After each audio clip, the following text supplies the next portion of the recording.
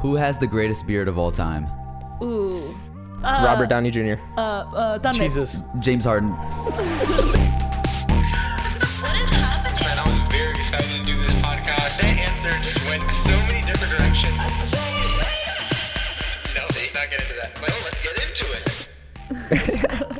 I like Tanmit's answer. Yeah. Jesus. Yeah, All that's fine. time. All time. That's but the problem is we don't really know what he We looks don't like. really know. I was gonna say Freeway, but then I was like, wow, Jesus. Yeah, I said you. You said me. Yeah.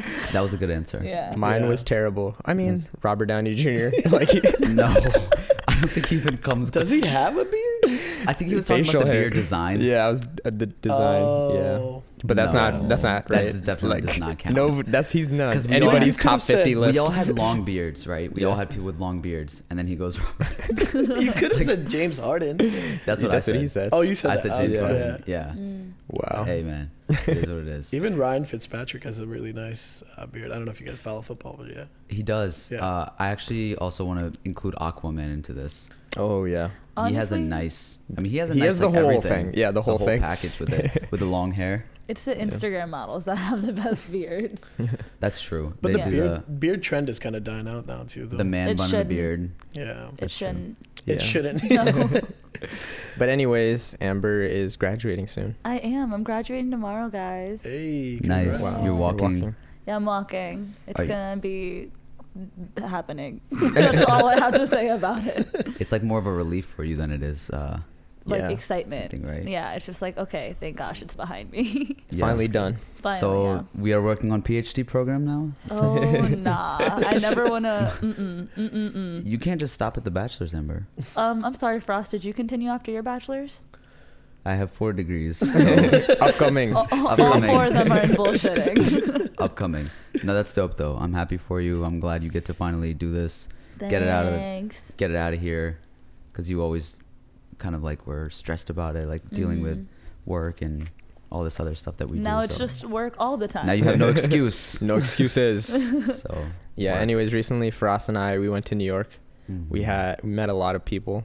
It was crazy. Yeah. It was fun. Shout out to Rami and Isaac, You guys had Ill like a Muslims and Mercy to jam-packed- Mankind. Sorry. They they brought us out, so that was nice of them, and we met a lot of like other really cool people.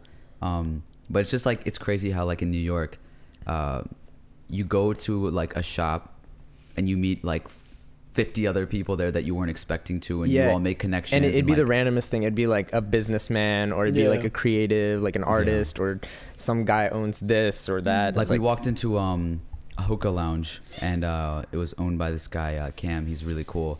It's called For Those. And like we just randomly ran into like people here and there, and they were like, oh, we recognize you from here, and let's talk about this and let's collab on that. And just like it's so nice to finally like have that. I'm like, where we live, it's just like you really have to seek out, motivate Yeah. yourself Yeah. every single day. Like Yeah. every single day is a new motivation. It's just worth have to finding create it, it. but it's like, it's crazy that like, you know, over there a lot of times it's just like people are coming to you almost. Yeah. As long as you're doing the work, and you feel bad for not working hard enough. Yeah. Here it's like, you know, you look around and people are having the 9 to 5s, and they're, you know, it's more, I'm not gonna say laid back, but like, you know, I guess in the creative and media space and all that kind of stuff, business spaces, it's not as hectic as New York is. And so Not as popping. Yeah. no, and like the jobs that people have over there are like, I've never even heard of them, but they're you know getting their bags. So Yeah. Yeah. it's always nice to be there, and Yeah. you know, hopefully we get to experience more of that. Yeah. Well, thank you guys for tuning in to an episode of Strange Flavors. My name is Shimmer. My name's Faras. My name is Amber. And today joining us, we have... Tanmit Singh. Hey, Welcome, this welcome. is awesome. Thank you for Yeah. doing this. I know. Thank you guys. We're for- actually in your space right now. Yeah. You are, yes. And it feels good to finally have visitors. Can you tell us a little bit about the space? Like, where are we right Yeah. now? We are in the heart of beautiful Beltsville, Maryland. It's just the industrial area. So nowhere. Yeah, Nowhere, we're basically in the yeah. middle of nowhere. It's just an industrial area right next to College Park. What about inside the space? Inside the space, we have It's like this a warehouse. beautiful 2,000 square foot warehouse that we've tried to convert into make it look more like a startup space, make it feel warm. The idea behind getting such a nice, spacious location or whatever was that exactly like what you mentioned, in terms of creativity, in terms of like entrepreneurs, things like that. This area is very dry. And so our goal was really to try and foster that environment. So people like you, people like anybody that wants to do creative things can just come hang out at RootsGEAR, bring your laptop, you could work, you can study, you could do whatever you want. You want to build a business, or you want to make videos, or you want to record a podcast. Do you think it's possible to do it here?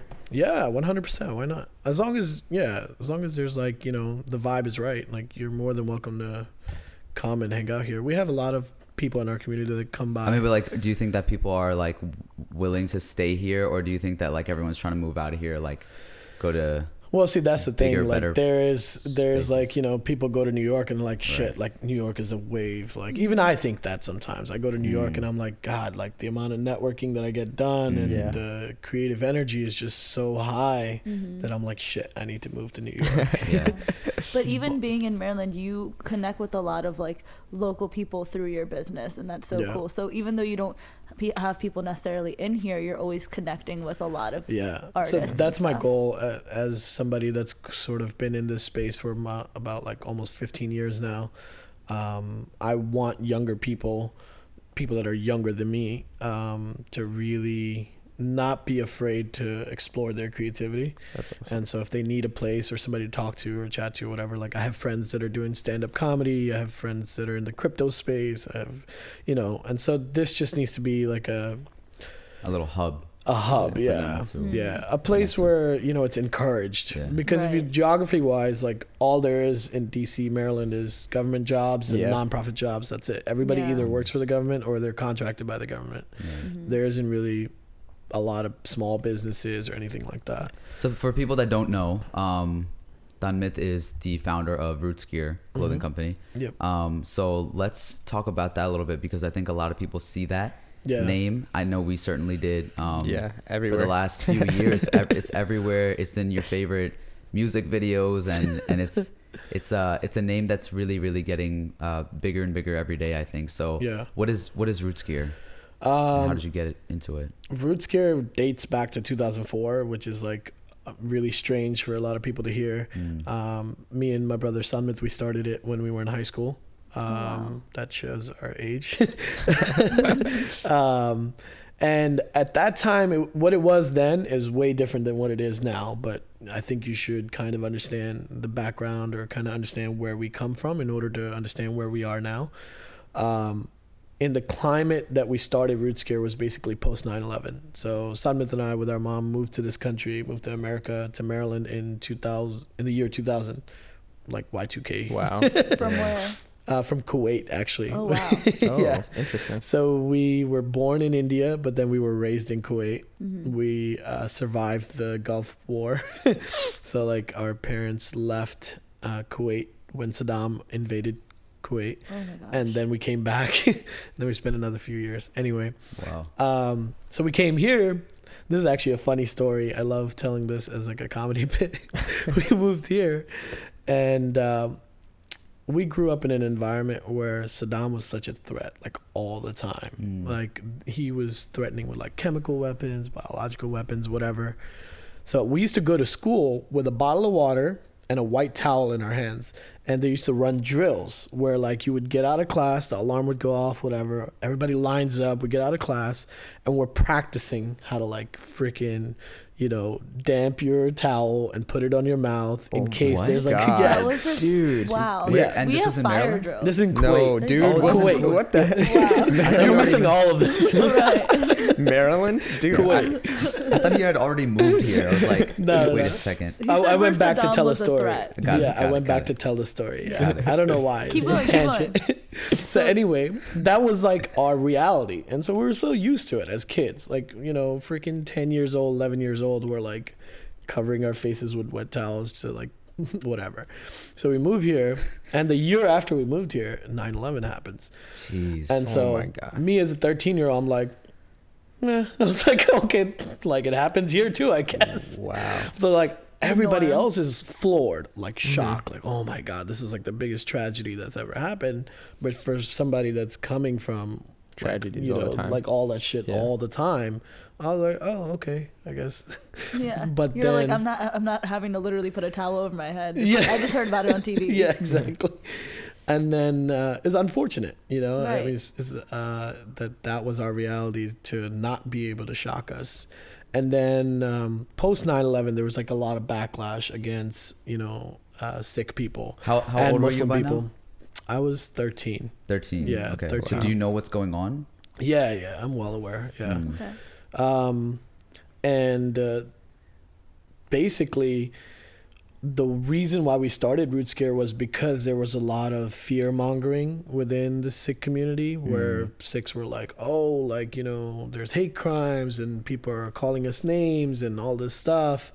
So we should be like really vigilant, but we should also be overly patriotic. Like, we should carry around American flags. We should put bumper stickers on our cars that say Sikhs love America. Oh, wow. And we should, you know, like do all this, tie turbans that have like American flags on them. Where and are these stuff. talks happening? Like, who's At the Gurdwaras, at the local Sikh temple, right? Got it.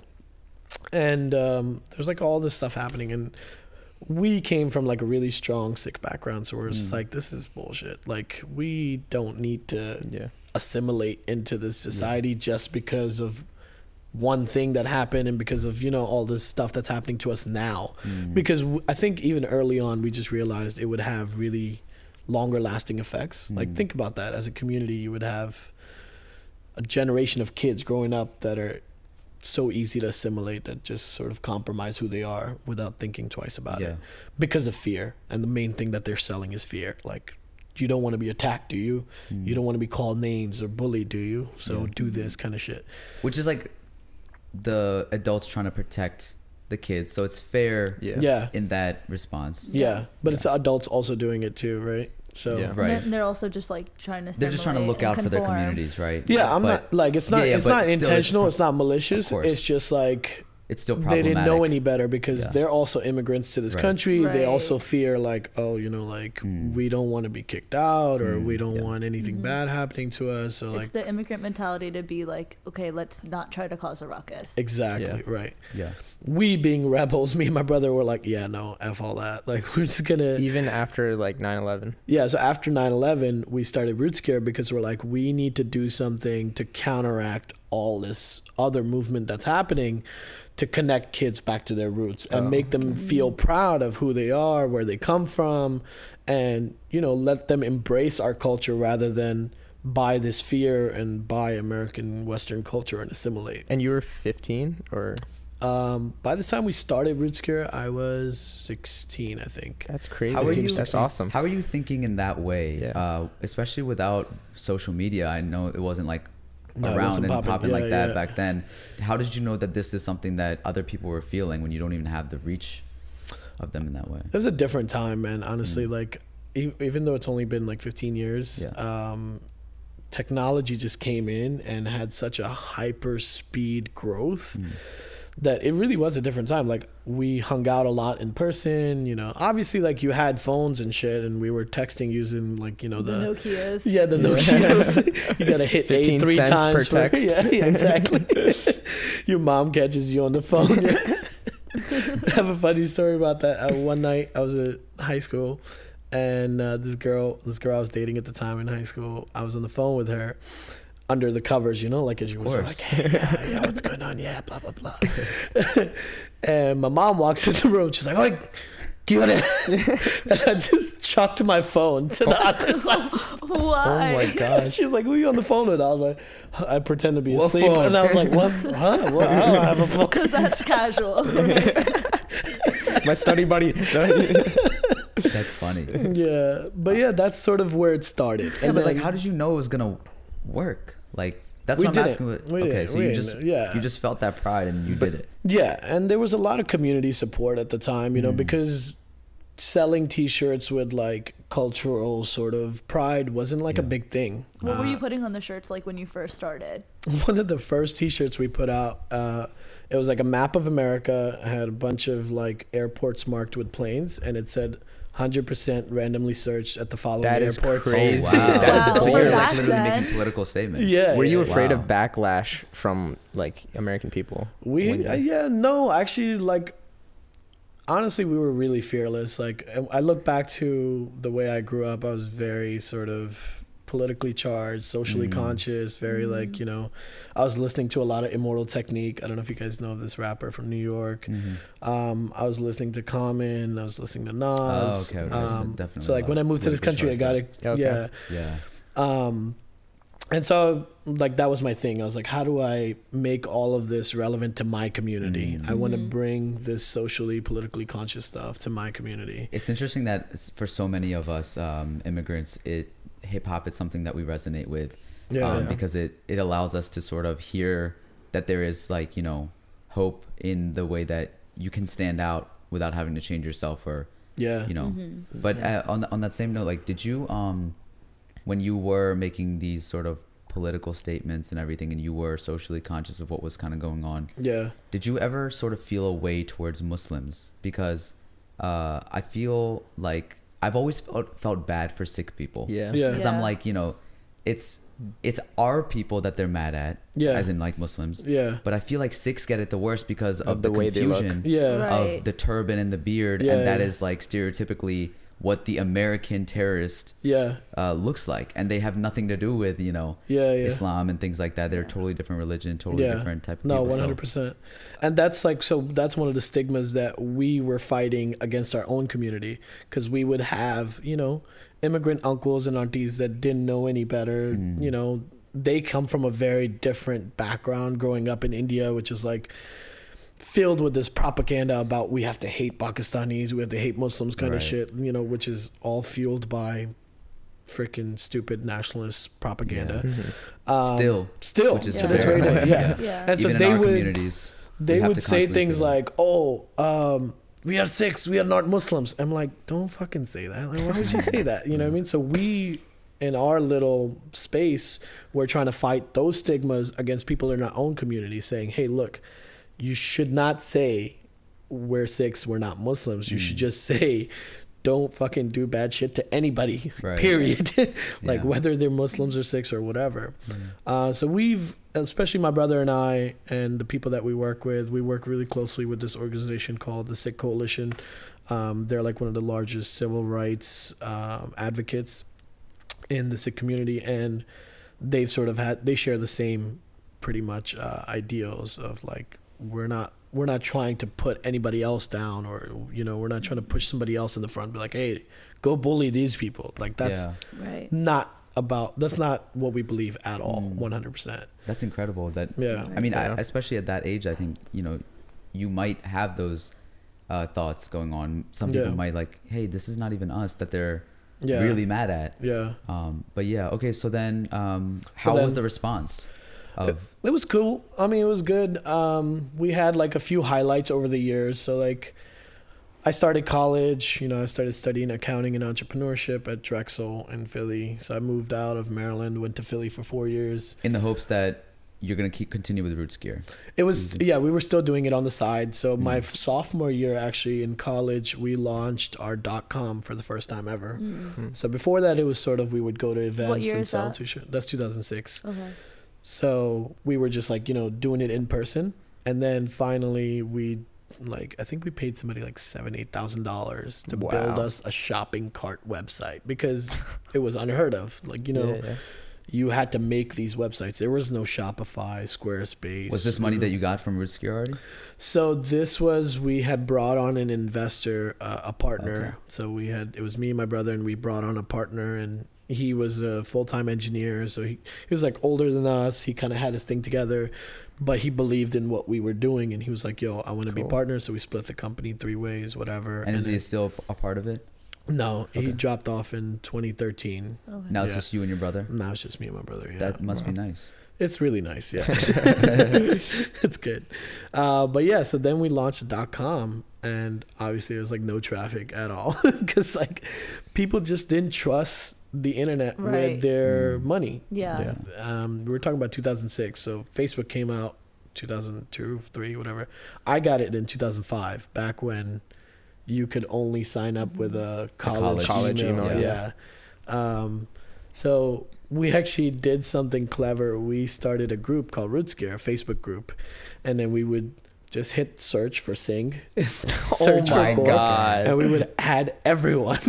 So the group had like thousands of members. Which for people that don't know is a common Punjabi last name. So. So we were just like, we're just gonna add everyone. Back then you could. Now I don't think you could do that anymore. That's a great idea. Yeah. Turban ad. And then that same year, we actually got this actor. His name is Varis Aluwalia. I don't know if you guys know him. He does like a little bit of acting. He's a jeweler. He was in Inside Man. Did you guys ever see that movie? Spike Lee movie, Inside Man? I don't think so. Damn, I feel old. No. But anyway. We're just dumb. So we got him to wear our t-shirt, the 100% randomly searched one. And that picture and... this article came out in the Wall Street Journal in 2007 about ROOTSGEAR. He's not the model, is he? Is he the... No. Okay, well, he's a Gap model. Did you guys see there was like a big Gap campaign a couple years ago? Maybe. His face was everywhere. Yeah. I think so, yeah. The beard turban guy. Yeah. Okay. So, so we got into Wall Street Journal. That was like huge. We're like, we still don't have any money, but that's awesome. And the article basically just talked about how we're using Facebook to market our business. And they're like, hey guys, Facebook might be a tool for businesses. It might, might be more than what you think it is. Head of the curve. Yeah. And so, that was that. And then, so many years went by. We were like featured in some movie. We were featured in like GQ's blog. Do you guys know Rob Lowe from West Wing? Yeah. Rob Lowe was caught wearing one of our t-shirts that we did for this movie in Canada. Do you remember what the shirt was? Yeah. I have a picture of it somewhere. I'll show it to you. It was our iconic design that we've had since like 2006-07. It's like a half a Singh and a half a lion meshed together. Cool. I've seen that. Yeah. So those were all like cool like highlights that we had over the years. And then I finished college. I came back to Maryland. I started working an accounting job.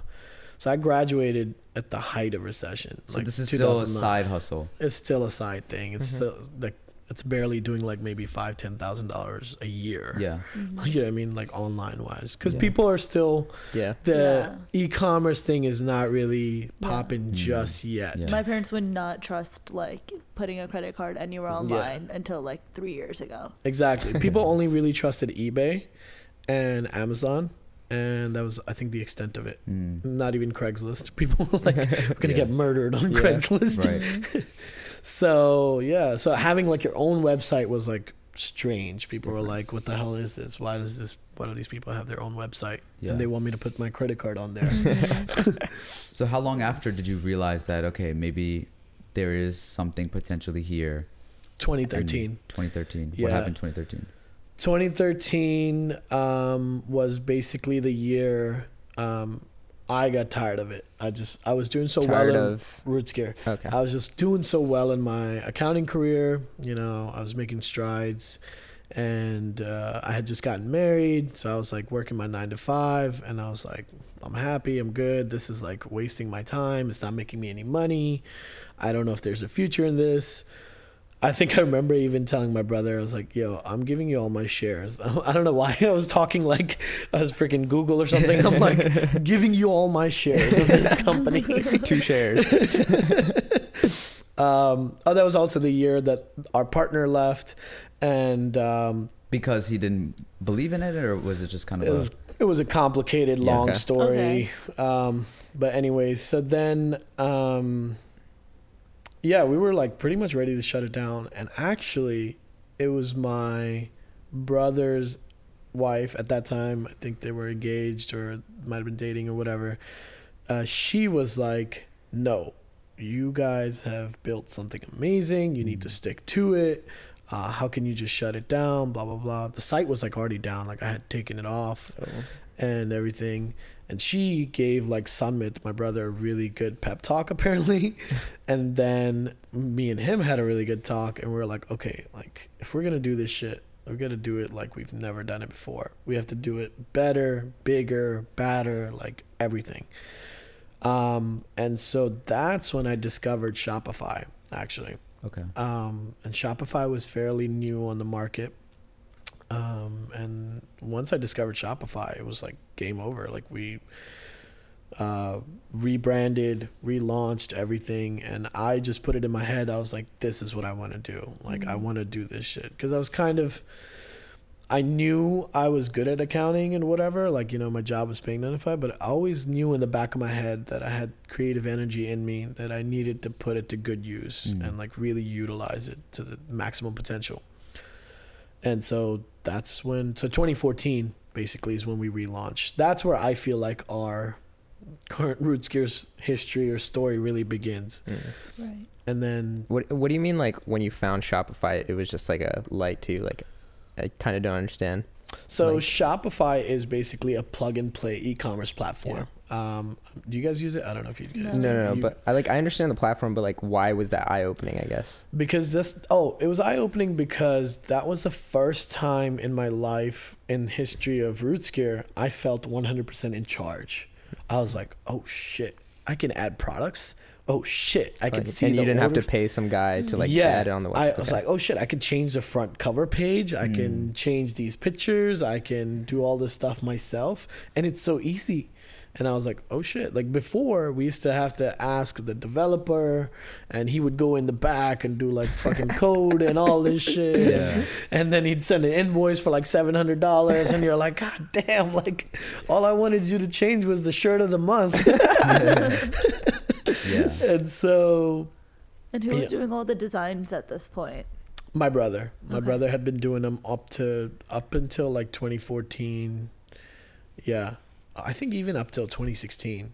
wow. Yeah, so 2014 to 16 I was an accounting manager at a nonprofit in DC, and I was doing really well, but I was working 9 to 5 and then 5 to 9 weekends, holidays, everything. I was working on ROOTSGEAR.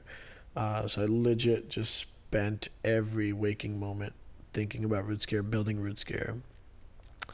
And in 2016, I took a trip to India, my first trip in my adult life. And when I came back from that trip, I just knew. I was like, all right, we got to. You're like on a mission. Yeah. I was like, I got to call it quits with this job. Like, I need to go all in, because it just became like a full-time thing. Like, I was constantly thinking about it, working on it, whatever. And we had made enough money in the 2 years, 2014 to 16, where I was like, okay, I can finally pay myself something.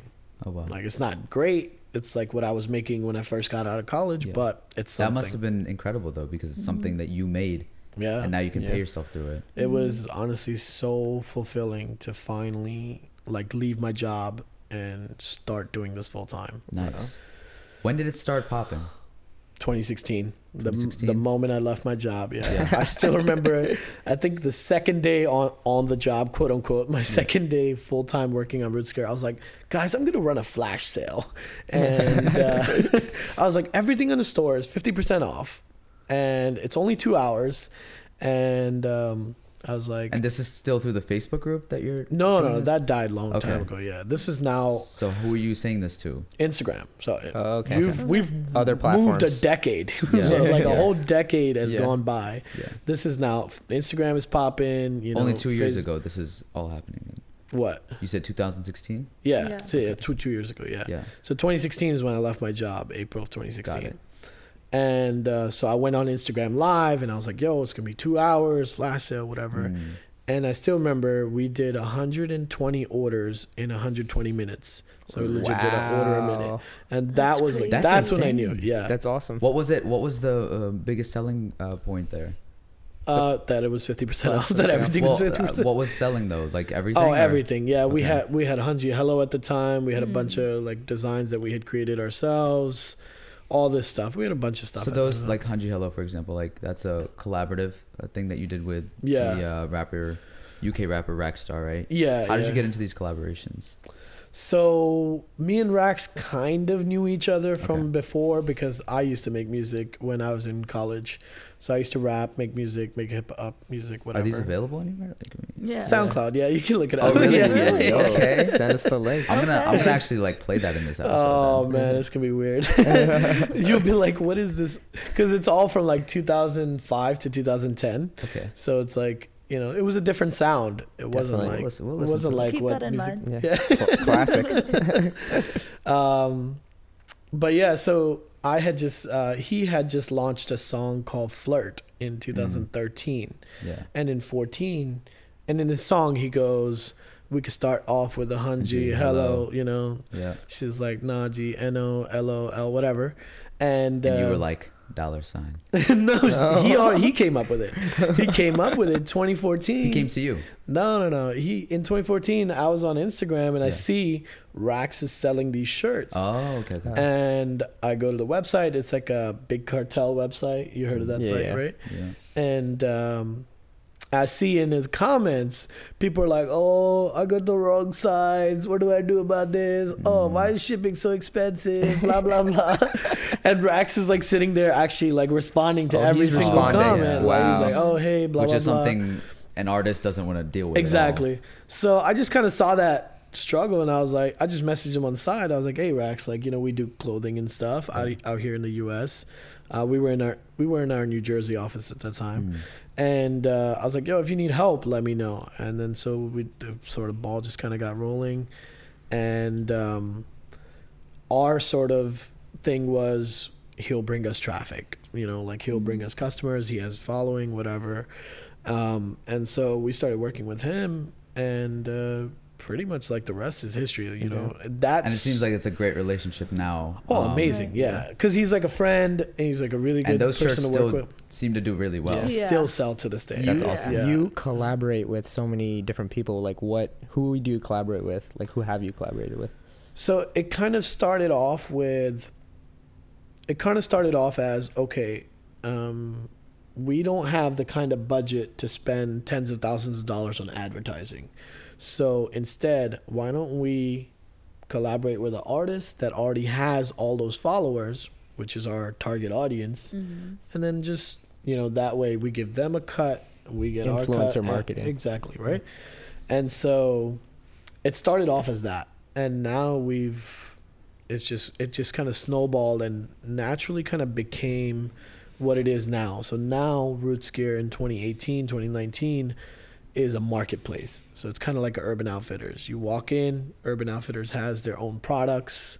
You know, they sell shit that they make, but they also sell Nike, Adidas, Fila, Puma, whatever. So that's like us. You walk into ROOTSGEAR, you have ROOTSGEAR products that we've created, we've designed. Like I just dropped my fall collection. And then I carry Hanji Hello, I carry Half and Half, I carry Fateh's merch, we're working on Manpreet Tour's merch, we're working on Navpreet Bunga's merch, we've got so many other like collaborators like that. And did you see yourself being that person? Do you like to be that person that's sort of like the go-to guy for like, hey, can you do my merch, as like coming from a lot of these brown creators and sorts? Yeah, I mean, I'm a very like people's person, so I love it. And, you know, for me, like even you guys, like anybody that's like a creative being, creative person, for me that's like fuels my fire. It gives me oxygen. That's how I survive, that's how I live, is being around creative people, having relationships with them, talking to them, building with them, all that stuff. Yeah. So for me, this is like, it's heaven, you know what I mean? Yeah.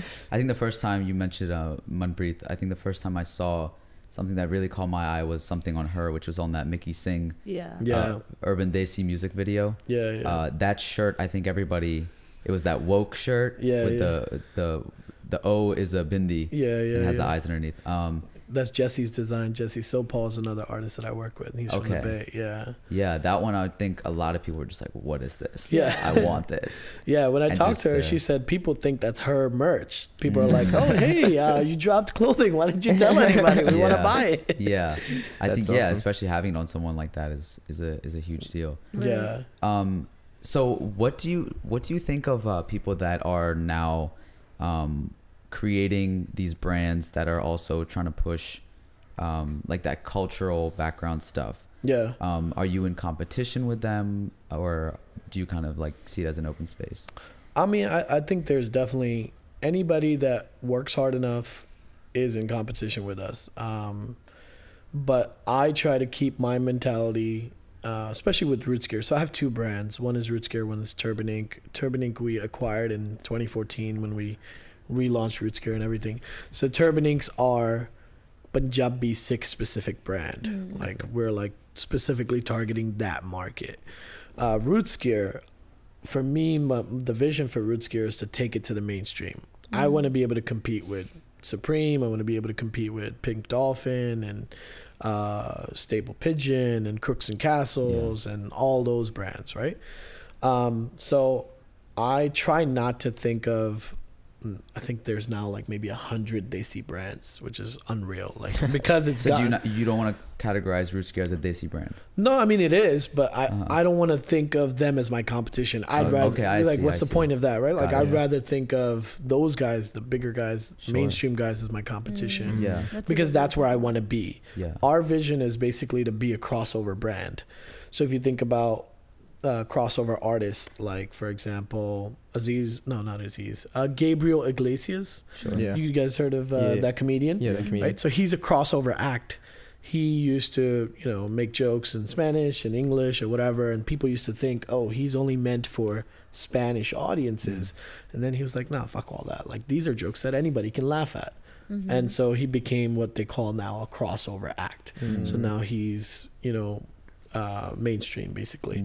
Same with if you look at there's a lot of them out there. Yeah, if you look Russell at like Peters Pitbull, like Pitbull or Sean Paul or somebody like that. Priyanka Chopra herself. Priyanka Chopra, right. Her.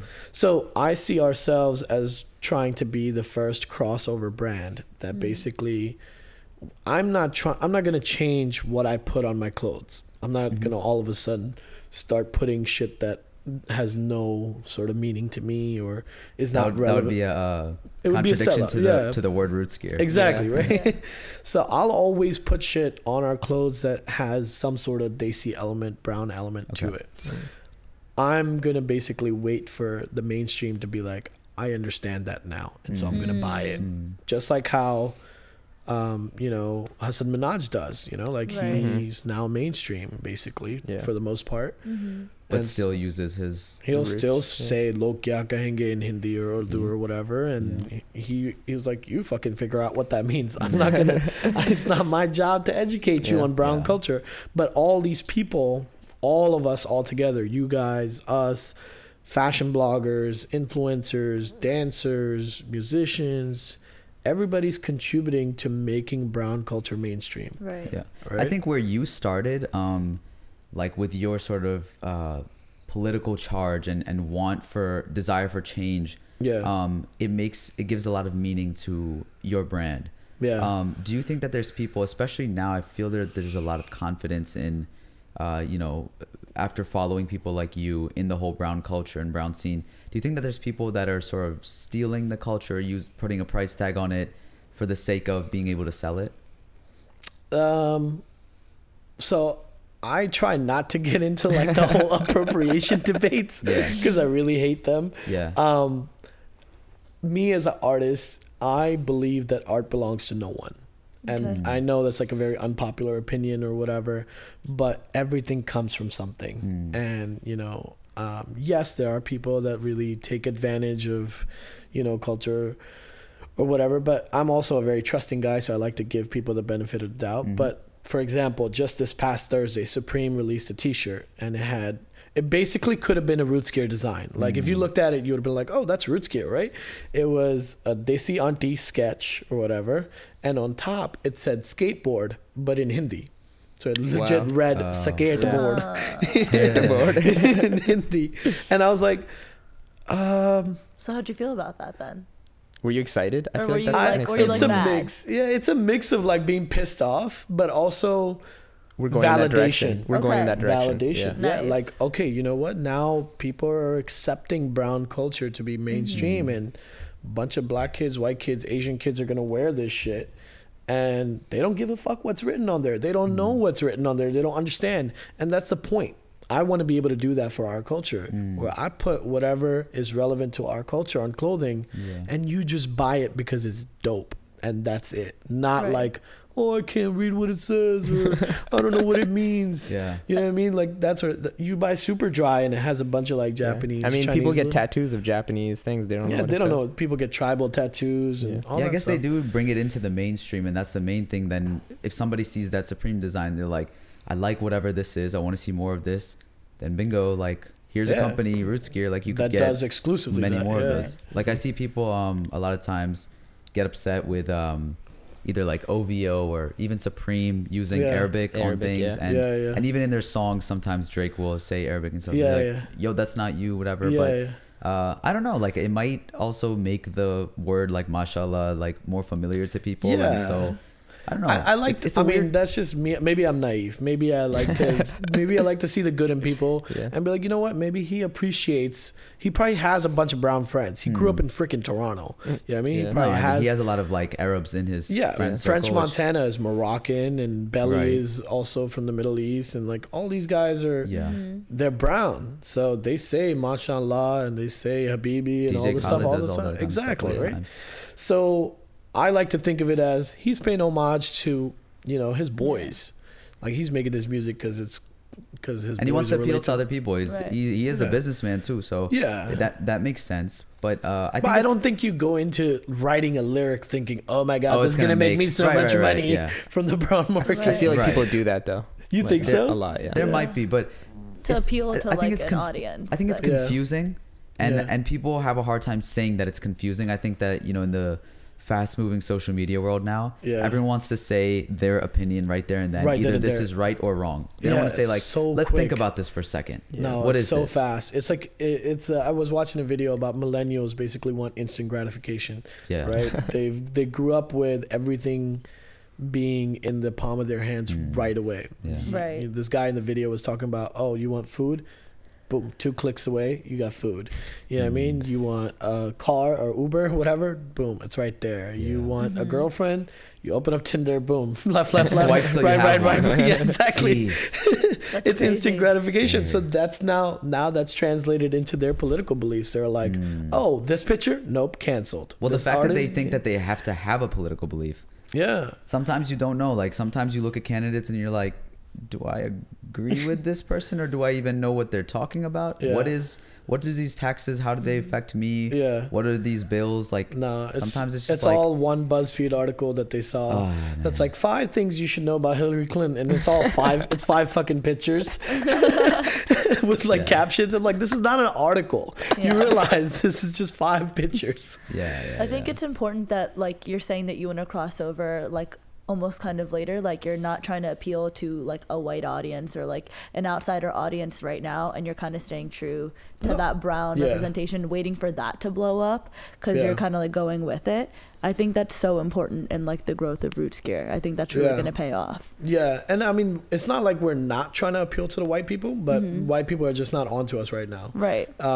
And that's okay. I'm okay with that, because what I want to do is capture as much of the South Asian market first as possible, so that when I do go sit at a table with a major brand like Nike or Adidas or whatever, I'm not coming to them and be like, oh yeah, I started my brand yesterday and I have 10 orders and 4 customers or whatever.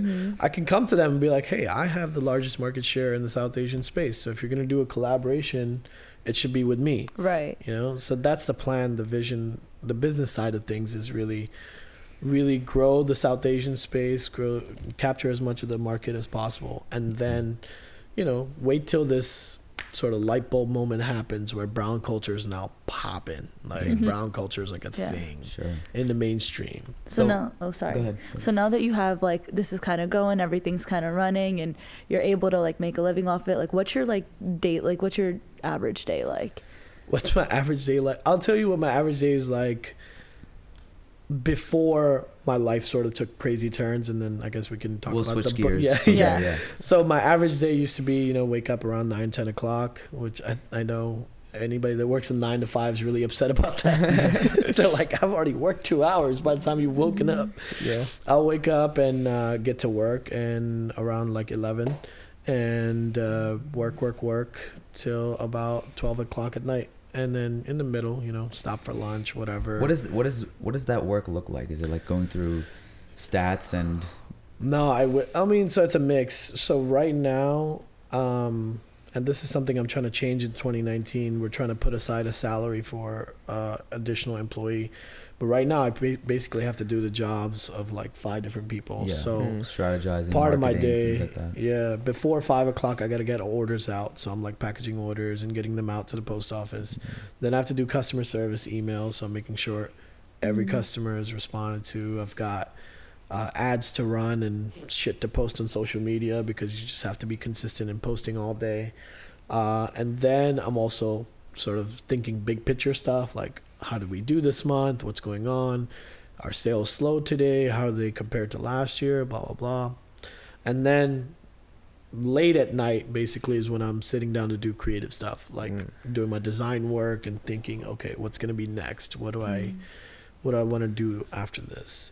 And then in the middle of it, managing all those relationships with all those influencers too. Like, you know, I'm getting a call from Brown Girl magazine, getting a call from Fateh, getting a call from Khalid, who runs Hanji Hello, all these people. So like, it's a long ass day. Basically, is it stressful? It's like, hell yeah! Anybody that tells you otherwise is lying. It seems like Right. it's fun though. It's amazing. It's like the moment that you realize you found your calling is the most like amazing, glory-filled moment of your life. Like you just feel like this is what I'm supposed to be doing.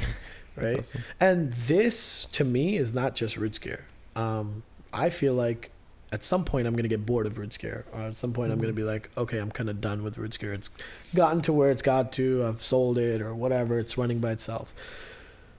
For me, realizing that I'm a creative person and that I need to put out creative things into the world, that was the moment. And I was like, this is what I'm supposed to be doing with my life. I'm supposed to be doing creative things, whether that's writing a book or making music or doing comedy or acting or whatever it is.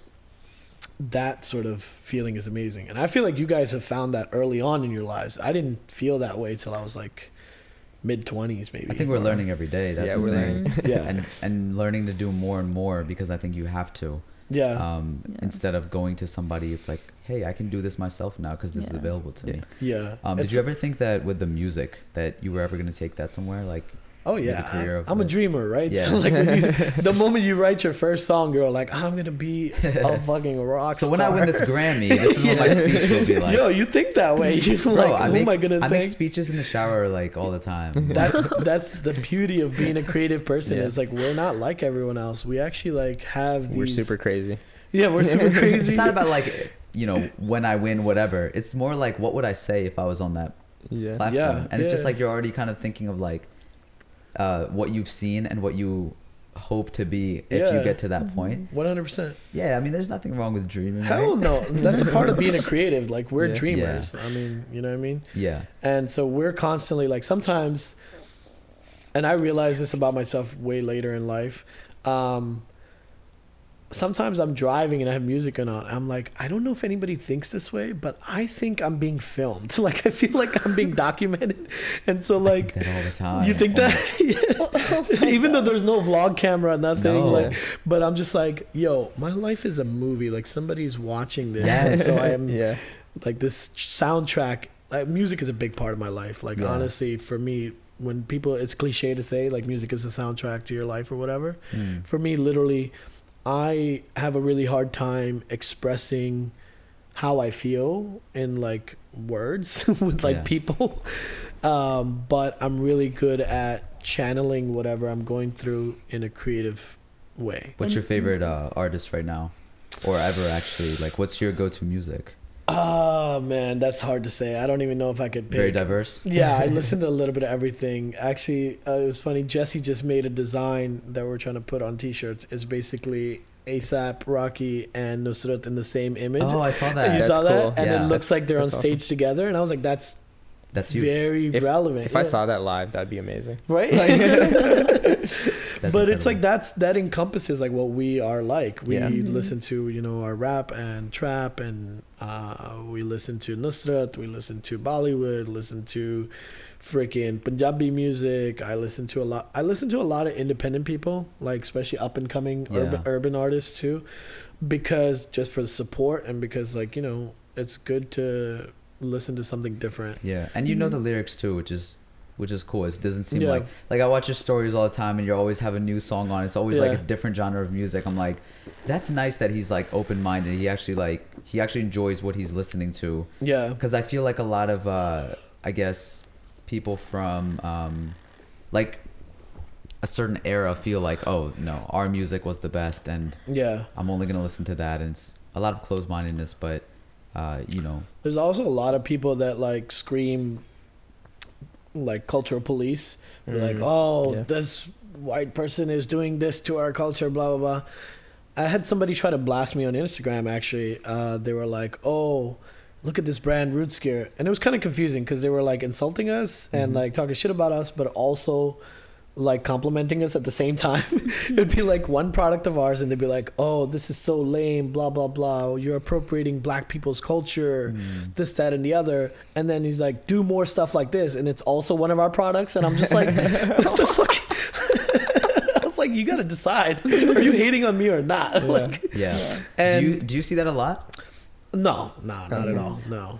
Because you know why? Is because we're very in tune with our culture. Like I'm very, like, you know what you're talking about. I can speak my language. I can read my language. I can speak it. I can understand it.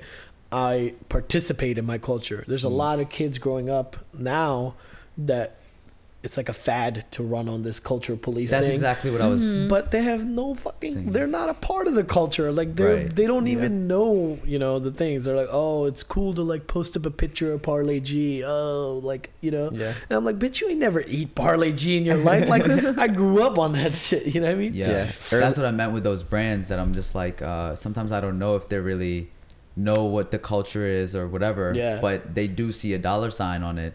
And then they're like, I could make money off this. I could ask my mom a few questions and translate a few things. And we're okay to go there. Exactly. Earlier you were mentioning like different creative aspects that you would probably want to go in. And you were talking about writing books. And in front of us, we have 4 books.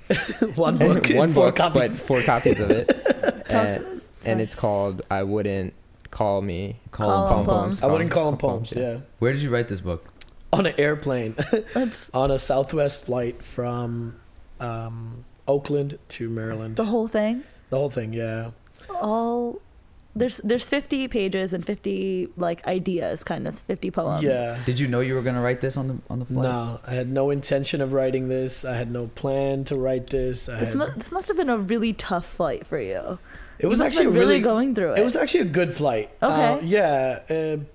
People might think that it was a really rough thing, but I think I had some clarity when all of this was. You released it? Yeah. So I was coming from California, and my sister-in-law, was sitting next to me, and she goes, "Oh, you should write something." And I was like, "Okay." So I pull out my notepad and my pen because I'm old school. I don't have like a fucking Chromebook or whatever. So I pull out my notepad and my pen, and an hour goes by, and I look at her and I go, "Puppy, I've written 35 poems." She was like, "What?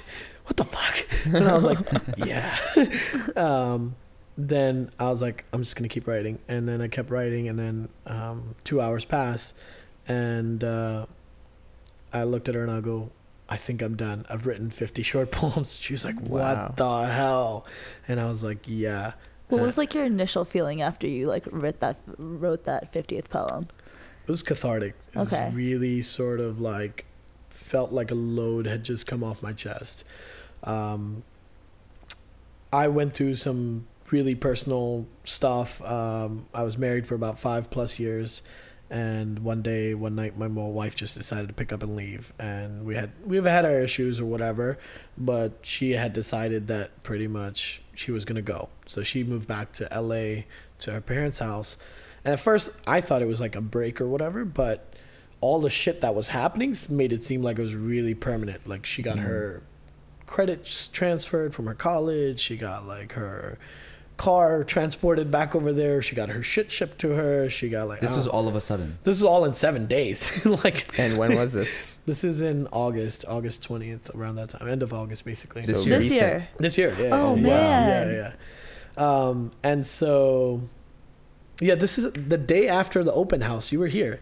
So... It happened after that? The night after the open house, yeah. Oh, that wow. weekend. Yeah, Monday night. Oh, my God. Yeah. So wow. we had done a housewarming because we had just gotten this new rental house. The 4 of us, me, my wife, my brother, and his wife. And the morning of the open house, we had like 20, 30 people at our house doing like a housewarming kind of thing. And then we did the open house here at the warehouse. It was like a very high moment for me. I was like, everything is in place. Like, you were winning. Yeah, I was like, yo, I'm fucking on top. Like, this is amazing. Everything's working out. And then the next night, she was legit like, I'm leaving. And she packed up that night. And then the following day, she was on a flight and she was gone. And then 7 days later, her shit was gone. Her car was gone. Damn. She had transferred her job. She had transferred her everything. Like, you know, and I was like, wow. Oh, shit. Like, then I went out to go see her, surprised her. And I was like, you know, like, whatever. She didn't budge. Nothing really changed. But anyway, on this flight back from California, once I wrote it, for like 3 months. So the flight back was in November last month. So this was November, I want to say like 10th or something, 11th maybe. You worked really quick. Okay. Yeah. Yeah. So on the flight back, I wrote this, and for the last 3 months, I was just like in this shock or trauma or whatever. Like, I didn't know what was happening with me. Like, I didn't know. Very understandably. Yeah. Right. I was like in this black hole of confusion. I was like, what is this? Is this a break? Should I keep hope open? Like, are we gonna get back? We're not talking to each other at all. There's no explanations coming out of this? She sent me like a long list of why she left, like all these reasons. And I'm Did it like, make sense to you? most of it made sense to me, and I was Okay. like, yeah, you say this is wrong about me, I accept it. I want to work towards it. I want Was to be it communicated before, or this is kind of like yeah, this, okay. like, you know, Got this it. is stuff Okay. like we've kind of gone through the past 5 years, blah blah blah. Yeah. And so what happened? Oh, so yeah, finally when this came out of me, I was like, fuck, like now I know how I feel and what I'm like, what's going on in my head. Like, Had you addressed or talked to anybody before you wrote this? Yeah, we had talked like once or twice here and there, a couple times, and they just weren't great conversations. Like, they would just end up in me breaking down, and then me sort of. No, I'm saying to anybody else, therapist or anything. So no, I just started seeing a therapist. I think I had just started seeing her in November too, but it was very brief. Like, we had like maybe 1 or 2 sessions or whatever. But yeah, and so the book, after I wrote it, I was like, I sort of automatically knew. I was like, all right, this is a book. Like, this is. Yeah. And you don't want to edit it at all? No, You're so just, like, part of ready? it is also like trolling. Like, a part of me is also like, what if I wrote a book that was so just like plain easy, like as if I had just texted somebody and I didn't proofread it and I didn't think about the consequences of it and I didn't think about, you know, oh, can I make this poem longer? Does this word sound right? Should I use synonyms or should I use fancy words? And I was like, nah, fuck all that. I was like, I just want to put out some shit. Don't promo it, nothing. Just like, boom, one day be like, hey, I wrote a book. Here it is. Who's it for? It's for me, it's for anybody that has gone through or is going through anything like me. Because writing some things out or reading them out loud sometimes are very helpful in the healing process, right? So like, for me to write out, I am not okay, I am not okay, I am not okay, like multiple times. What's that poem? And then at the end it says, I need help, somebody please help. Yeah. For me, I would have never said that out loud to anybody. Yeah. But you can do my it in a closest creative way. friends or my family or anybody. But once I wrote it out, I was like, you know, this is how I feel. Like, oh, so shit. when I read this, first of all, I like what you do. I like what you're about. Yeah. I was like, easy order. Yeah. A lot of people did that because there's so Because much it's your name. curiosity. It's like, Yeah, oh shit, for it's his sure. name. Like, But it caught me by surprise. yeah. I was like, did. I was not expecting this. Yeah. And I don't know about all of that stuff or anything like that. It's not relevant. That's the thing. Yeah. That's the thing that I've tried to tell people, is that my relationship or my marriage has nothing to do with this art. This is a standalone piece of art that whether you know anything about me or anything about my relationship or anything, it should be taken as just that, nothing else. It shouldn't be. And I tried to explain that to her too when she read it, and she was not happy about it. It was crazy. Faraz showed us the book, and we were popcorn reading each page. In front of a heater. It was so cozy. It was awesome. And everyone's reactions of like after a certain phrase or after a certain poem, we would talk about it, and it really made us think about like, have we experienced this before, or does it like does what's this he happen? going through? Yeah, what's he going through? Do you think that it, you know, shocked a lot of your family or friends, and like, did they reach out to you? What was the process of that? Most everybody in my inner circle, like my really tight-knit circle, already knew, and as you know, but none of them had read it. Legit, like I published it, got a proof copy in the mail, and that was the first time somebody read it. Before that, no one had read it. And this is only like 10 days after I wrote it. So I wrote it, I put it up on Amazon, I got a proof copy shipped to me. The proof copy came in, and I was like, I have a really core set of friends. I was like, you guys ready to read this? And they're like, yes, we've been dying. And I was like, all right, cool, here you go. They read it in front of you? No, I emailed them PDFs. Oh, okay. Yeah, and then my brother read it in person, and then my sister-in-law read it in person. What was the reaction? Because you talked about your brother and your sister-in-law. Yeah. My brother's reaction is, let's just say I'm glad I didn't give him the responsibility of being the first reader, because, you know, me as somebody who nobody had read this. Is he older or younger than you, by the way? Older. Okay. Yeah, almost 3 years, yeah. Okay. And so he read it, he goes, huh, that's good. That's him though, because like we grew up in an environment with a single parent where we didn't grow up in a family that was very like affectionate or like really crazy with the expression of love, like hugging and kissing and I love yous and miss yous and things like that. Our way of showing each other love was you go to work, you go to work, you go to work. We all just work hard and the bills are paid and we love each other. Just know it in the back of your mind, but don't say it. Yeah, don't say it. Like my mom gives me like these prime minister hugs that are like from the side. Like, oh my God. Prime minister hugs. I'm like, Mom, what the fuck? Like, you're not the first lady, you know, like, you don't have to do this. That's so funny. What was your Bobby's reaction? She liked it. She said it was really good. Yeah, she really liked it. Yeah. For those that don't know, are we allowed to dive into a little bit of these poems? I think Amber had marked some things. I wanted to talk about something too. Sure. So one of them that I think this was the one I thought about the most. Okay. Very Which one is that? I'm gonna pull it up. It's everybody turn to page 16. It's the 14th poem. Is it poem number 14? Poem number 14. Oh, okay, yeah. It says, "Too scared to call it quits. Some asshole on Instagram called Robin Williams a coward." Yeah. Does that say that even in suicidal tendencies, there is pride? Yeah. Like basically somebody that's so close to the edge but still feels like they'll be shamed for doing that, you know what I mean? Wow. So you're thinking about like the after effects. Yeah, I'm like, shit, like I don't want anybody to think I'm a coward even after I'm dead, you know what I mean? And so that kind of relates to the one poem where I talked about, you know, my sort of way of calling it quits is like, you know, keep eating junk food for like 5 years straight and then have some asshole diagnose me with diabetes, just take a couple of years off the back sort of thing. Yeah. I just don't think I'll ever be able to, I hope I never get myself to be able to, you know, get to the point of I really don't care about that either. Yeah. So I think this poem kind of shows that, I got to the extreme boundaries, like, you know how like you get to the edge, complete edge, but then you're like something just sort of like still guilt trips you and you're like, fuck it, or you turn around. Yeah. You know I think like when I saw that, I was actually talking to some people about it, and it was like, my question was like, can pride save a suicidal person?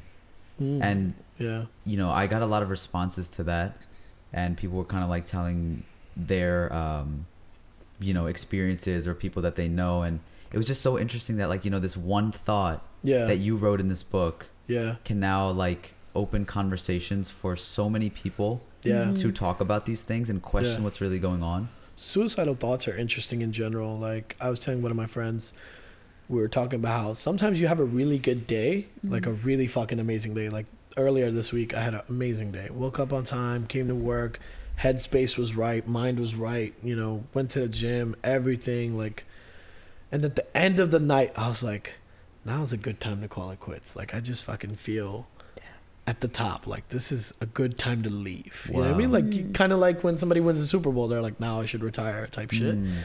And I was like, what the fuck is that? Like, why would I feel that after such a success, what we would call in the mental health space, like a successful day?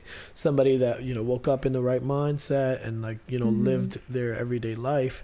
And at the end of the day, you're like, like, I've done good here now. I've done really well here now. Let's bounce. Right. So they're interesting. Like, sometimes you're at the very low and you feel those thoughts come in, and sometimes you're at a nice high and you feel those thoughts. I think this book covers a lot of, like, mental health things, and I think that even you said it's not relatable, but to an extent, I feel like it is definitely relatable. Like, you had like 3 poems specifically on depression, and I couldn't relate to 2 of them, but there was one that I was like, wow. It says, what does depression look like? Imagine walking into a room and someone drops a smoke grenade. Now try building some IKEA furniture.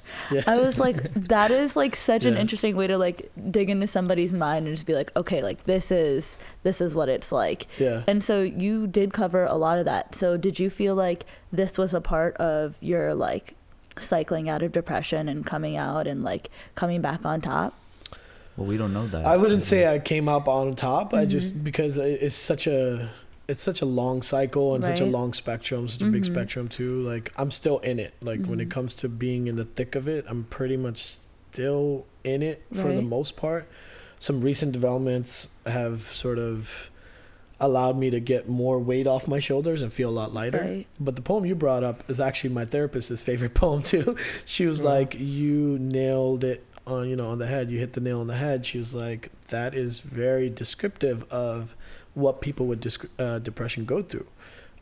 She was like, legit, it feels like that for people that go through depression. They feel like they can't see anything, they can't focus, there's no clarity, there's just smoke.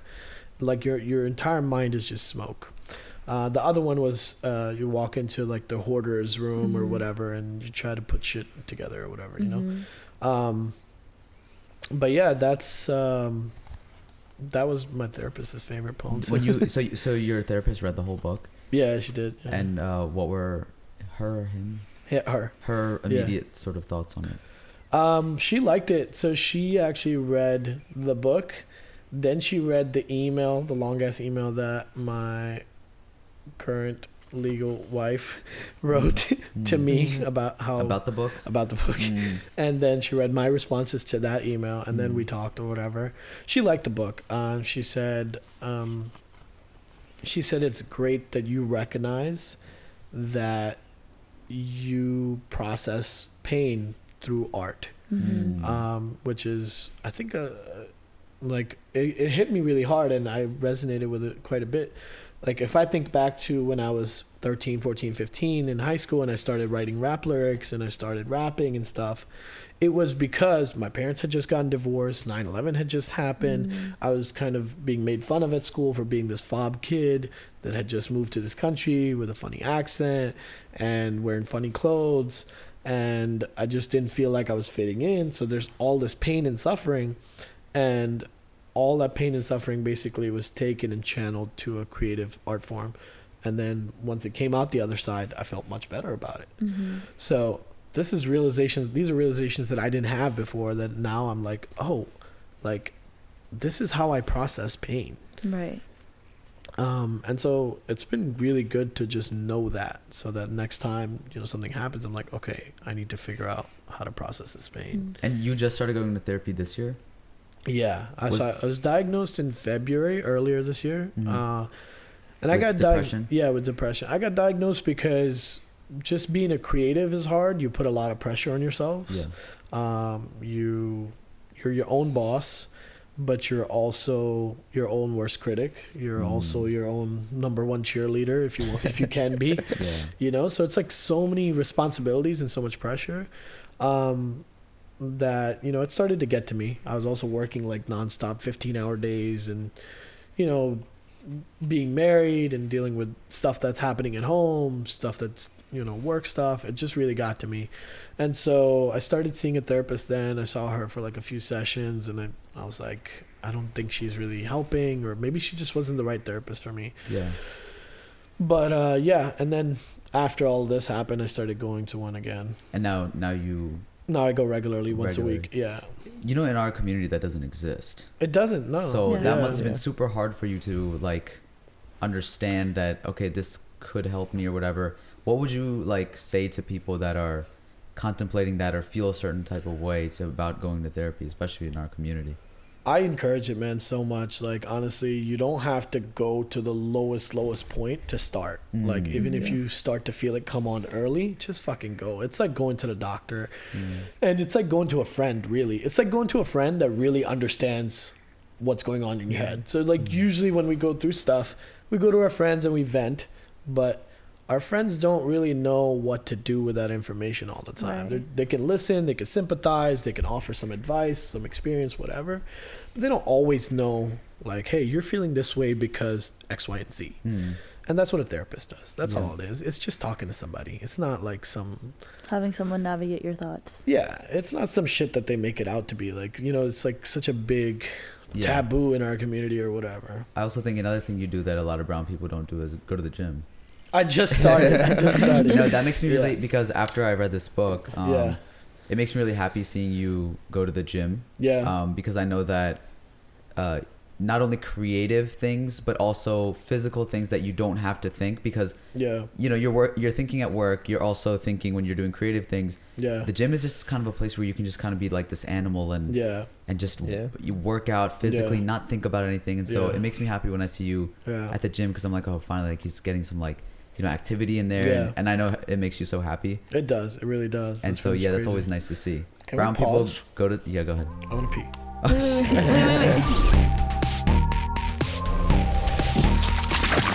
All right. Well, welcome back from our welcome. Tanmit just took off. He's like, I gotta pee. Never had that before. Literally on the first podcast. time. That's the first for everything. That's amazing. Well, right before you bolted, I was gonna say my favorite poem in the whole book, which is the last poem, and it says, "I'm alive," because I'm glad to. Yeah. That's my favorite. That's my. I've been thinking about it a lot, and I think I'm gonna get that tattooed somewhere. I don't know where. Wow. On somebody else's body. No, Tanmit is alive. Tanmit is alive. Nah, probably, it's just it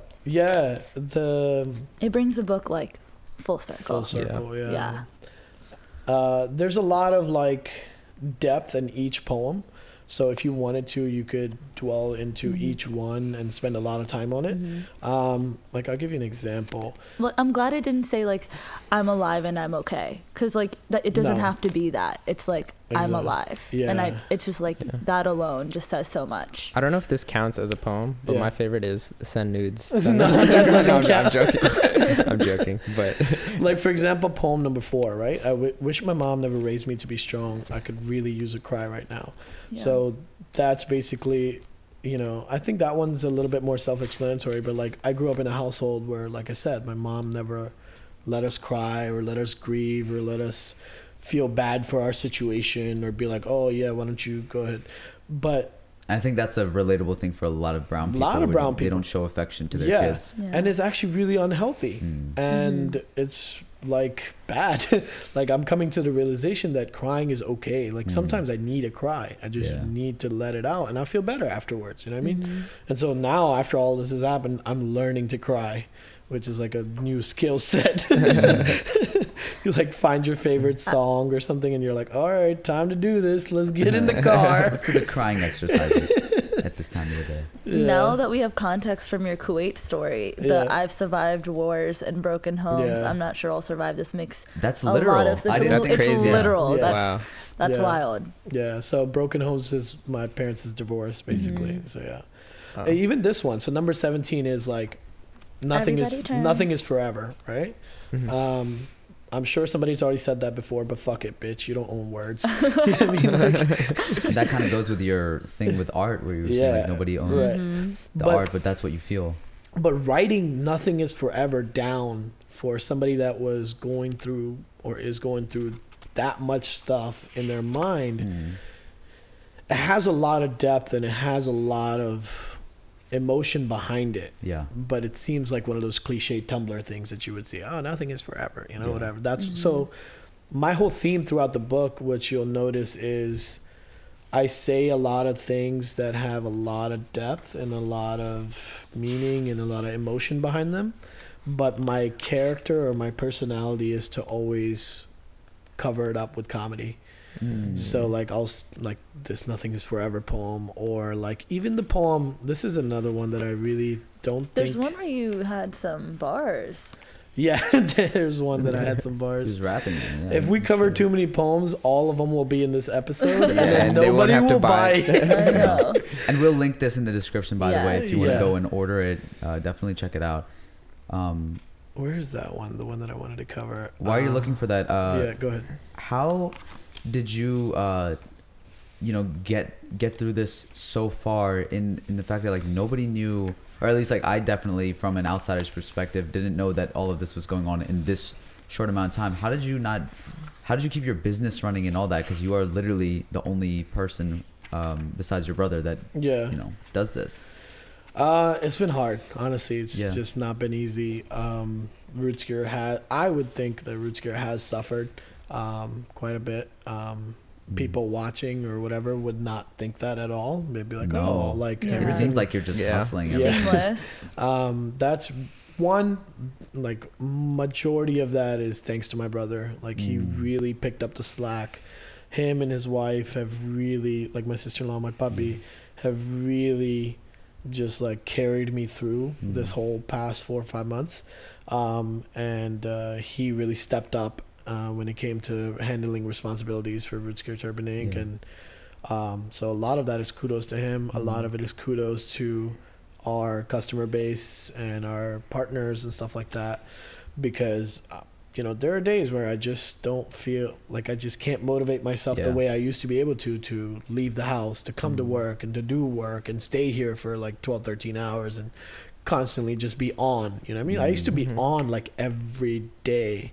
Like I would wake up, boom, get to work and like work straight all the way and just be on the whole time.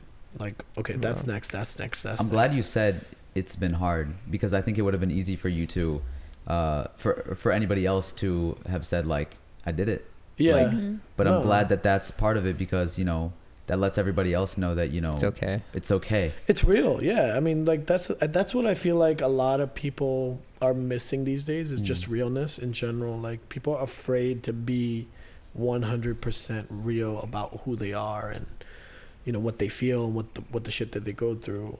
Social media makes it look like, you know, I had to uninstall Instagram the other day for like 48 hours. I was like, I need to get off Instagram because it was affecting me negatively, because I'm in such a bad place.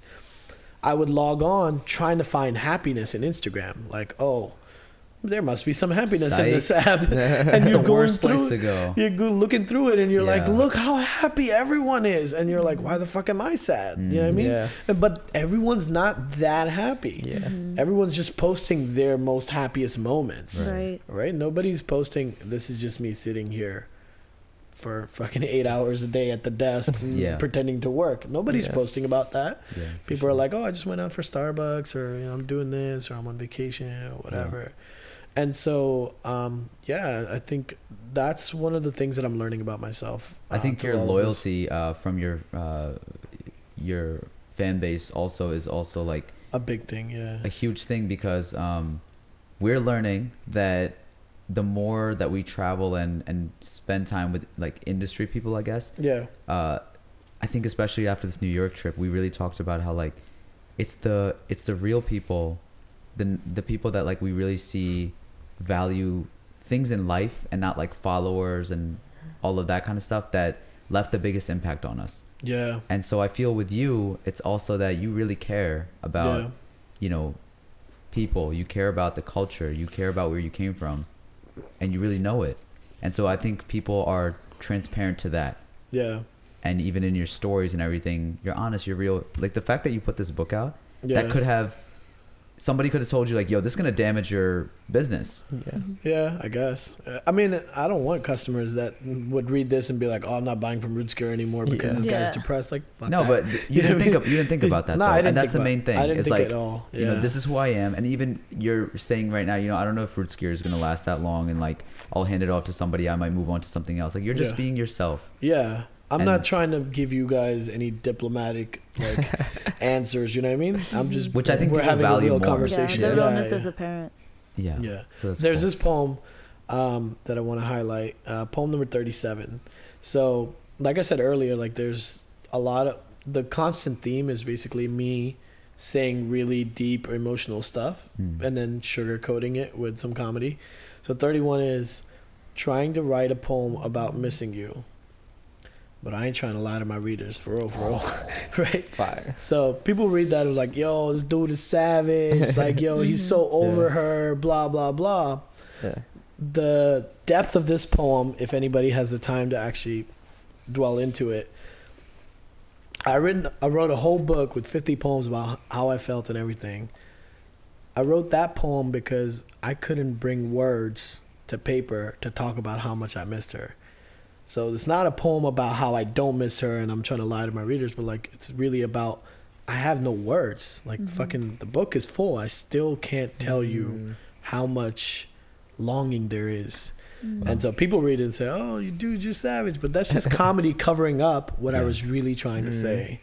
Isn't that what a lot of comedians are too? Is Yeah. so much covering of pain and situations that were out of their control. Yeah. And that's nice that at least you're able to use that. You're still able to keep that alive in you. Yeah. You are funny. So Yeah. Thank you. That's a lot coming from Ronald Punnell. Oh, come on, stop it. Stop it. And in the For back the longest of it, time, I told you I couldn't pronounce what your name was. I was like, guys, what is this? What is it? I had to ask Faras. I was like, can you please tell me it's what it says? it's good because then people have to like talk to us. Yeah. Then he was like, Ronald Punnell. I was like, I'm sorry, what? He's like, Ronald Punnell. And it's like loud. There's music blasting. You're like, what? Cool. They're like, how do you spell it? How do you spell it? Welcome. Take yourself home. What is it again? Ronald Punnell. Oh yeah. I'll ask you again. I definitely pretended to know what you said the first time you told me at the open house. You're like, Ronald Punnell. I was like, oh, that's so cool, man. No, you were super welcoming. I saw you were like busy running around and everything. That was awesome. Last thing about the book, basically, if poems were meat, these are rare, which it says on the back. Yeah. That's a bar. Yeah. That's a heavy bar right there. Yeah. That's good. What do you hope that people get out of this? Honestly, if they can get something out of it, great. If they can't, I really It was don't. for yourself. It was for me. So. It was a healing experience for me. Awesome. Putting it out was me fulfilling my duty as an artist, fulfilling my responsibility as a creative being, because, and I was having this conversation with, I don't know if you guys are familiar with Humble the Poet. Yeah. You guys know him. Love So Gunver, I was talking to him when I released the book. And I want to know what he thought of it. About it. He's supposed to get back to me. I don't think because he was traveling a lot, so he said he's gotten it, but I gotta ask him. He can write. Yeah, he's got bars. And he goes, and I was telling him, I was like, I wish I was normal where I could just share my feelings with people normally and I don't have to like write it out and make a book and all this shit. And he legit said, fuck normal. He's like, you and other creative beings, all of us have a gift. Other people rely on us to put this out into the world so that they can heal by listening to our songs, reading our books, watching our movies, listening to our comedies or whatever. Like, we have this responsibility as creative beings to put this shit out to the world because we have the gift. And so that really resonated with me. And I think that's true for you guys too. Like, you have to do what you guys are meant to be doing, which is, entertainment.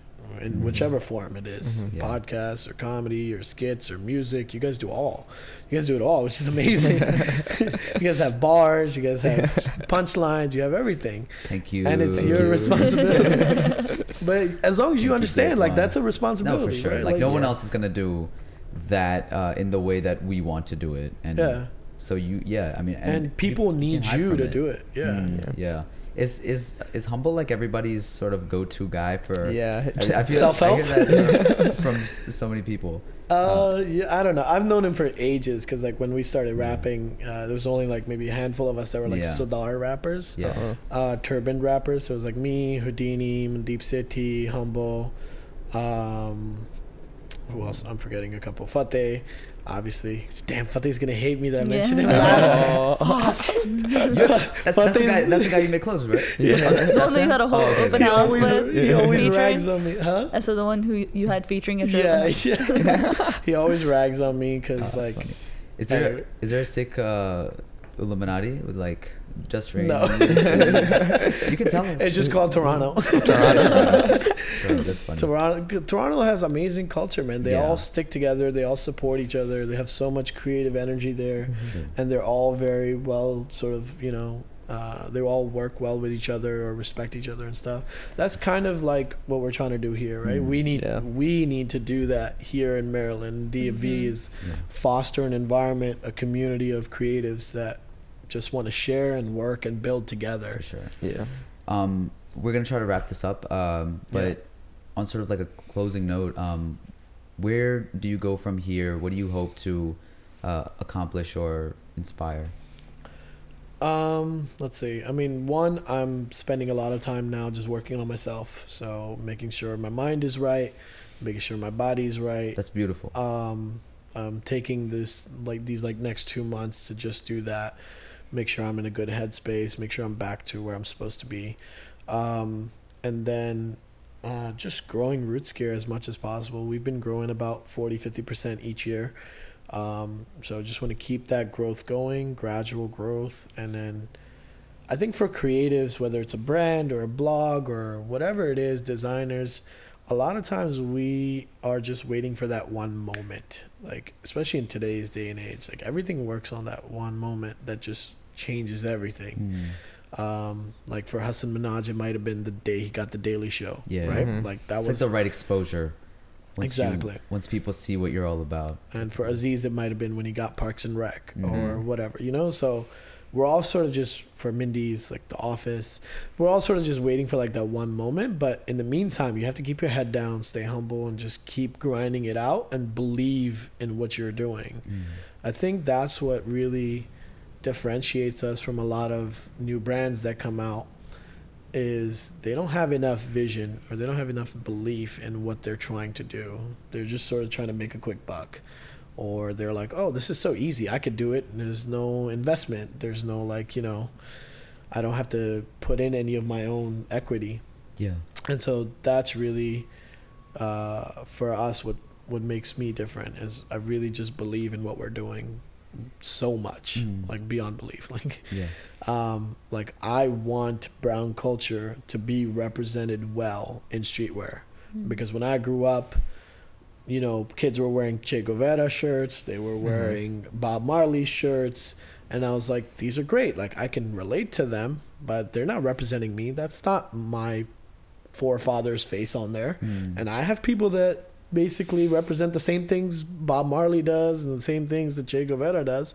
So our vision was like, we need to showcase that as well. Y'all got some sick like art and stuff like that from back then, with all the swords and all that kind, like that's hype. I feel like if that was on, and that's all gonna make a comeback. It's gonna make a very good comeback. Well, we wish you the best of luck. This has been amazing to have you on here and for us to get to know you.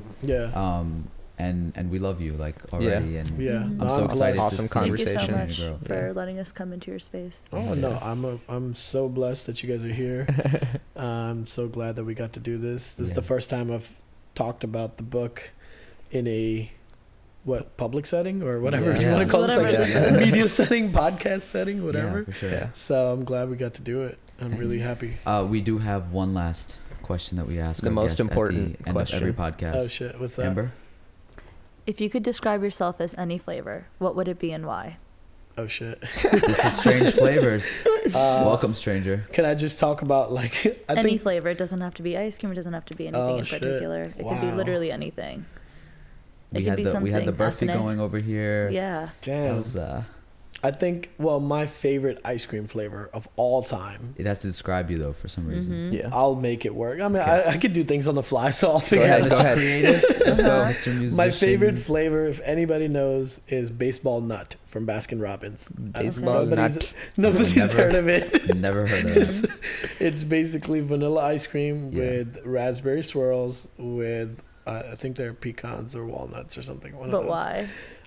Why does it describe me? Let's see. Because one, I'm a very sweet guy. Okay. I'm also hella fruity.